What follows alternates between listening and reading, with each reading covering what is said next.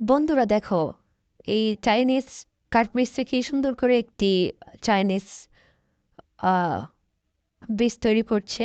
চাইনিজের মতো দেখতে থাকো।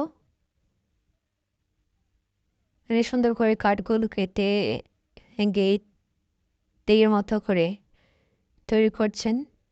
ছোট ছোট কাঠ দিয়ে তিনি সুন্দর সুন্দর ডিজাইন করে এই চাইনিজ গেটটি তৈরি করছেন। সেই যে উপরে নকশাটি তিনি সুপারগুলোতে আটকে দিয়েছেন এবং ভিতরে ছোট ছোট বোতল দিয়ে দিয়েছেন, যা দেখতে খুবই সুন্দর লাগছে।